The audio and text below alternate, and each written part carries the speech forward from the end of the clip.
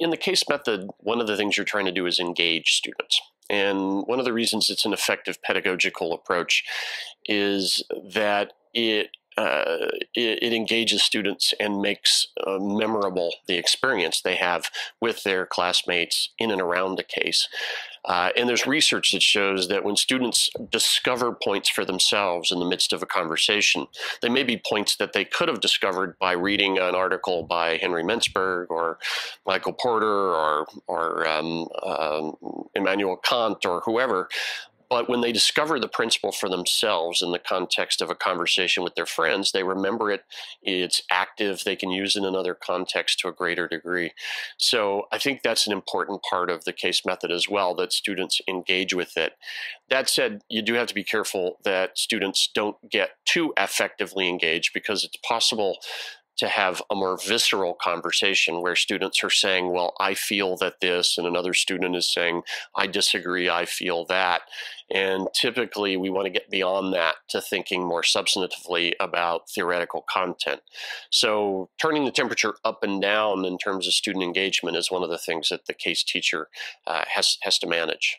I don't think there's a single case method. I think there are many case methods. And one of the challenges in using cases in teaching is for each professor to figure out how they would like to engage with cases in the case method. Yeah, you have to figure out what works for you. You have to, if you like, find your own voice. They are a way of accessing more general ideas through specific situations. So they're not always actually real situations, but they are specific situations. So I like to talk about teaching in terms of inductive versus deductive approaches. A deductive approach to teaching would be if you presented a general framework and then you gave students sample problems to try to allow them to show that they've mastered the content. A more inductive approach would be to begin with the specific situation, a description or a story or something like that, and to try to extract from that more general ideas that are important and applicable beyond the current context. It does sometimes get argued that cases are theory-free, that they pertain to practice, not theory.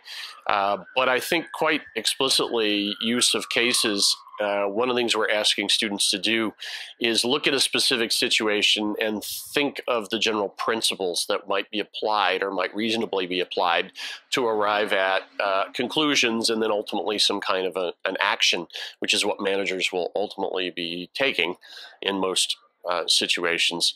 So that's where the induction comes in, that students move inductively from specific details of a specific situation to general principles, and the idea is that those general principles might then be useful in context beyond the context that you're currently thinking about. There are a lot of potential pitfalls when you begin to reason with cases in mind.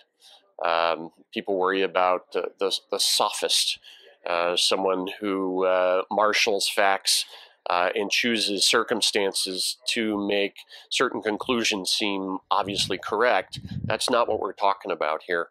We're talking about a more reflective practice that allows people to arrive at different conclusions, defend different conclusions, and doesn't tell us in the end what the right answer is. The thing that makes a case a good case is that it engages points that are not trivial, that it is possible to argue multiple perspectives. Cases that are not very interesting are often no-brainers, things where everyone would agree on the outcome.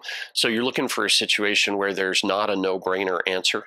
So sometimes a great case will engage some content that is more viscerally appealing and will challenge students to go beyond the visceral reaction to the more informed reaction.